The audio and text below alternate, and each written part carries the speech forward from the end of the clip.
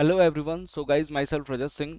RCC structure जब भी हम पढ़ते हैं तो उसमें एक टर्म सुनते हैं नॉमिनल कवर। नॉमिनल कवर क्यों प्रोवाइड कराए जाते हैं, क्या क्या खासियत है, कोड में क्या क्या स्पेसिफिकेशन दिया हुआ है नॉमिनल कवर से रिलेटेड, वो सारी की सारी इंपॉर्टेंट डिटेल्स इस वीडियो में हम जानेंगे।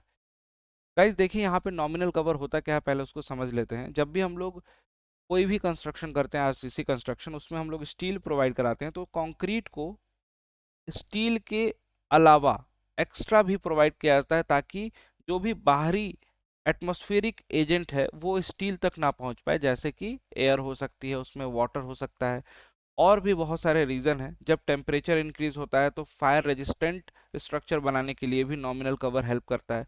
तो यहाँ पे जो दिखाई दे रहा है ना कि ये जो स्टीरअप प्रोवाइड किया गया है चारों तरफ, ये स्टीरअप के बिल्कुल आउटर फेस से ये लास्ट टॉप तक ये जो दूरी दिखाई दे रही है, जिसको यहाँ पे क्लियर कवर लिखा गया है, क्लियर कवर को ही हम लोग क्या बोलते हैं, नॉमिनल कवर बोलते हैं, राइट।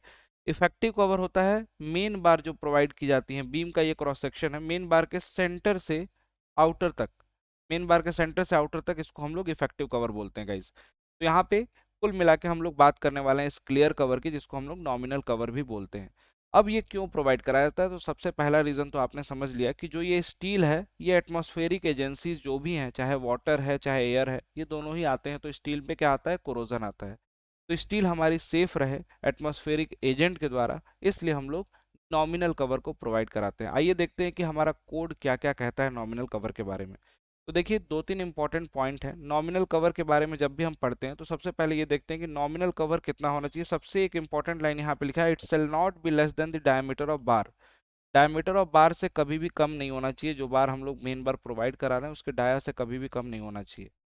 नॉमिनल कवर अगला लिखा हुआ है, nominal cover to meet durability requirement. Durability requirement के लिए नॉमिनल कवर की वैल्यू जो है मैं आपको आगे शो करूंगा। देखिए ड्यूरेबिलिटी के लिए exposure condition mild, moderate, severe, very severe, extreme, ये कोड में आपको टेबल नंबर 16 में मिल जाएगा। Nominal cover to meet the durability requirement यहाँ पे दिया हुआ है कि 20, 30, 45, 50 और 75 से कम नहीं होना चाहिए। ये एक्सपोजर कंडीशन आपको गिवन होंगी। तो इसमें कुछ इंपॉर्टेंट क्लॉज भी दिया हुआ है।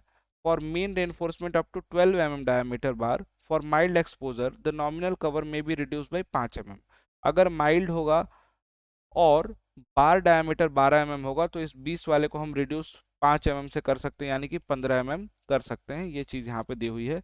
और भी कुछ पॉइंट्स यहाँ पे दिए हुए हैं जिसको आपको जरूर पढ़ना चाहिए। देखिए यहाँ पे लिखा हुआ है, फॉर एक्सपोजर कंडीशन सीवियर और very severe the reduction of 5 may be made where the grade of concrete M35 और higher.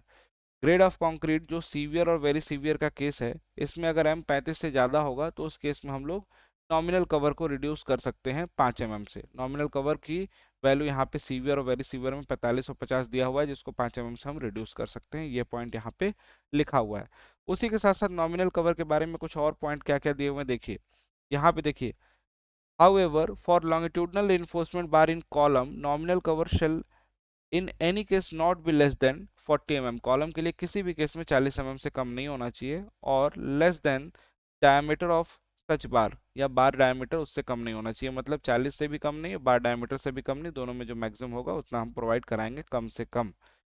In the case of column minimum dimension 200 और under whose reinforcement bar do not exceed 12 अगर column में 12 की ही बार जो कि minimum diameter provide कराते हैं और उसका साइज 200 से ज़्यादा ना हो, मिनिमम डायमेंशन जो हो, तो नॉमिनल कवर 25 में भी यूज, उस केस में हम लोग नॉमिनल कवर को 25 यूज कर सकते हैं, जिसको मैंने आपको कॉपी में लिखवा रखा है आरसीसी। लास्ट में यहाँ पे देख सकते हैं फुटिंग के लिए क्राइटेरिया दिया हुआ है 26.4.2.2 में। यहाँ पे दिया हुआ है for footing nominal cover shall be 50 footing के लिए हम लोग नॉमिनल कवर प्रोवाइड कराते हैं। और यहाँ पे देखिए लास्ट में, nominal cover to meet the specific period of fire resistance criteria को मीट करने के लिए भी नॉमिनल कवर का प्रोविजन दिया जाता है। तो अगर आपसे कोई पूछे कि फायर रेजिस्टेंस के लिए कितना है, तो मिनिमम नॉमिनल कवर जो हम लोग पढ़ते हैं, यहाँ पे फायर रेजिस्टेंस की वैल्यू है कितने आवर्स के लिए, तो यहाँ पे उसके लिए उसके करस्पॉन्डिंग यहाँ पे नॉमिनल कवर दिया हुआ है में 20 बीम में देखिए सिंपली सपोर्टेड है, कंटिन्यूस है तो 20 यहाँ पे स्लैब में भी 20 कंटिन्यूस सिंपली सपोर्टेड के लिए, रिब्स के लिए दिया हुआ है 20 कॉलम्स के लिए 40 और इस तरीके से अलग अलग फायर रेजिस्टेंस कैपेसिटी के लिए इसकी वैल्यू अलग अलग दी हुई है, जो कि आपको अपने टेबल नंबर 16A में मिल जाएगा, क्लॉज 21.4 में एंड 26.4.3 फिगर 1 में।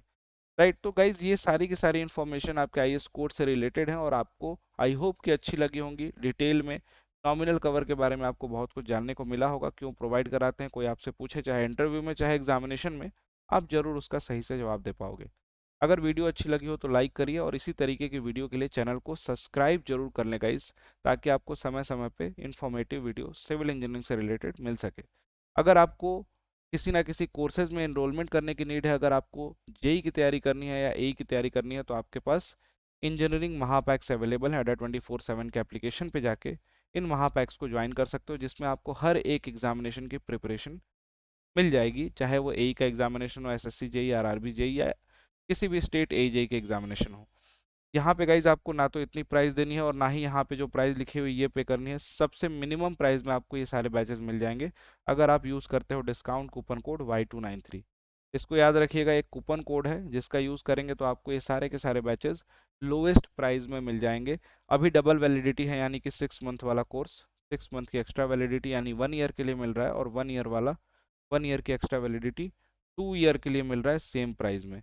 तो गाइज़ एक बहुत ही अच्छा मौका है जिसमें आप खुद को इनरोल करके technical non technical test series e book सब कुछ एक साथ एक पैकेज में ले सकते हैं और अपनी पढ़ाई को स्टार्ट कर सकते हैं। Thank you so much everyone, bye bye and take care.